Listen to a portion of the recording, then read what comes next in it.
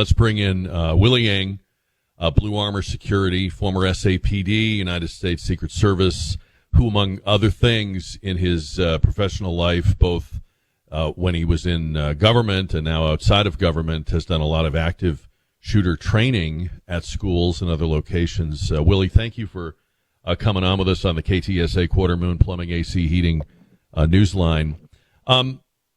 First things first, as you heard this story and as you're hearing this story, anything kind of jump out at you that's different about it or telling about it? Not yet, but I'm going to be interested to hear who the suspect is and if there's any motive about it. Because, Jack, I'm not sure if you're aware, but the last 24 hours in Minnesota, they've had several attacks.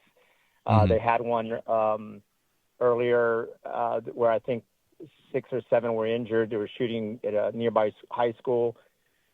There's another incident that happened around 1:30 p.m. The suspect shot 30 rounds. One person was deceased. I mean, it's a mess there. I think Governor Walz has his hands full and needs to consider what resources he's going to reach out to start protecting his citizens there in that state. So one possibility would be that the shooter has a connection to the other incidents. The other possibility would be that there is just kind of a rising tide, not necessarily that they're all related, but that things are getting out of control or beyond the control of local law enforcement? Yes, I believe so. I mean, again, the conversation we're having is real premature. Once we start getting more information on the shooter motive, we'll be able to really have an in-depth conversation. But I mean, this goes to show that no one's immune to this type of threat, and we need to be prepared. We talk about it all the time. We need train, situation awareness. Law enforcement, we need to do better with recruiting and retaining our law enforcement so we're not short-staffed. We need to get more officers and boots on the ground at these school campuses. Everyone, America needs to wake up. This is the reality we live in. It's unfortunate, but this is it. We're talking with Willie Yang on Jack in 60 Minutes on KTSA. You have worked with a lot of different kinds of schools, including Catholic schools. What are the unique challenges, advantages, disadvantages to doing training and securing Catholic schools? Well, we do 65 schools throughout Texas, and the challenging ones are typically your faith-based schools. Reason being is they tend to not want to look militarized, right? They feel like, hey, we're a faith-based organization. We shouldn't have to worry about these things. And I have to really be aggressive to say, look, no one's immune to these things. No one's immune to these attacks. I get it, right? You're faith-based and you believe in prayer, which I do as well. But we also have to do our part to protect ourselves and protect our children. And if that means putting armed officers that are trained, tactical trained, and in critical incident situations trained and SWAT trained, and that's what we need to do. We need to protect our children, and we need to protect our faculty. I know that you don't like to speculate, and you're very responsible in talking about these things, which we appreciate and why we have you on. But I was saying to Trey and Sean, my mind went pretty quickly when I heard this first bulletin to the Nashville Covenant School shooting, in that it was a church school, in that the shooter turned out to be somebody that had attended that school. Does it seem like that is a possibility? How strong a possibility does that seem like to you? I think it's a strong possibility. I mean, the data shows it, right, from previous and past active shooting incidents, that there always seems to be some type of tie to these private institutions to the suspect. I anticipate that might happen as well in this situation, where there was some kind of ties to it, whether it's a student, a former student, of somebody who is upset with the campus.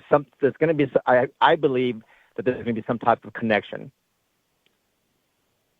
And when you think about that, and every school is potentially going to have somebody that had a bad experience there or that had problems after they attended a school, what can schools do, or what do you counsel them to do about the fact that they may have, a disgruntled former student kind of out there?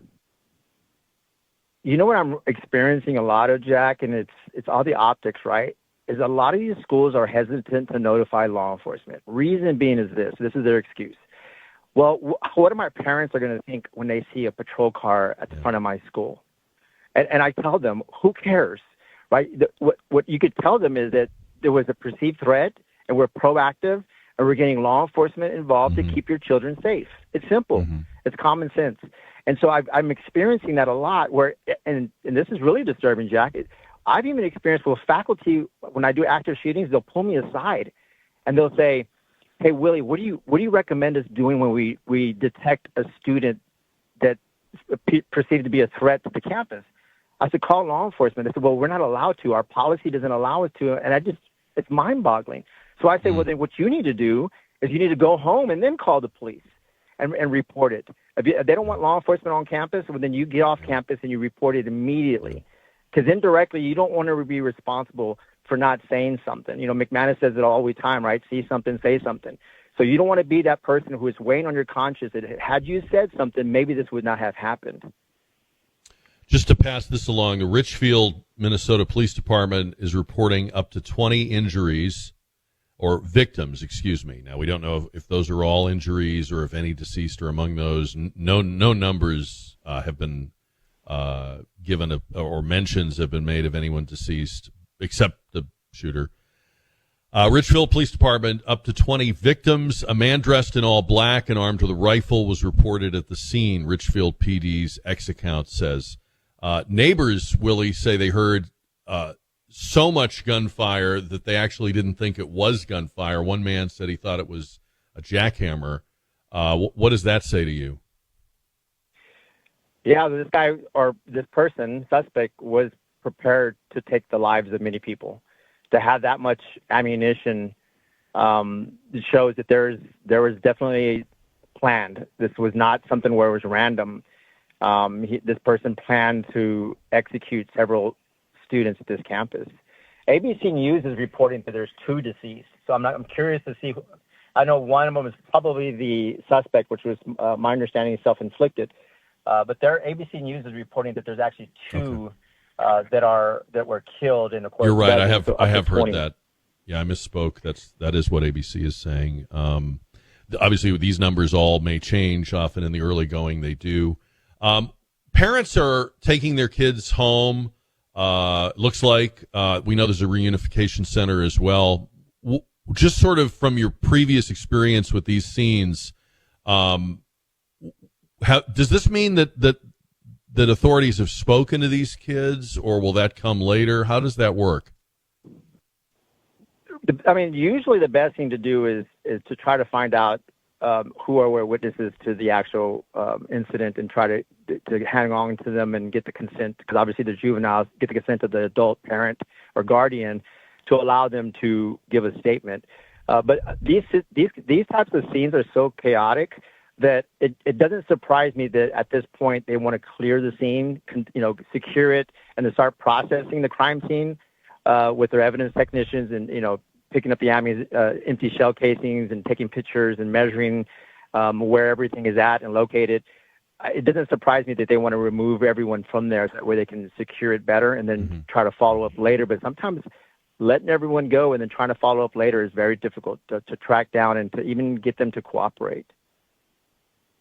And I guess, too, what we're not seeing right now, because these cameras are out in the street, we're probably, what we can imagine is happening inside the building is clearing every room, going through every floor, and maybe picking up physical evidence. What else would be going on of an investigative nature, do you think? And you're right, Jack. So we can't become complacent and feel like, okay, there's only one threat and he never entered the school, so therefore we're okay with inside the school. That campus needs to be cleared classroom to classroom, very methodical. You have to have a more than a 2 to 3 man unit, and you're one's looking down the hall, one's looking in the classrooms, one's looking behind you to make sure a threat doesn't pop up. So they do need to clear that school to make sure there's no other threats. You also have the bomb dog that needs to do a sweep. We don't know if this individual, just like the New Orleans attack, he used his vehicle. He has several devices planted throughout the street to detonate. So they need to be very, very methodical with this and not just get complacent to say, okay, shooter's dead, we're done. Let's just start processing. They also have to clear that school and look for other devices and other threats.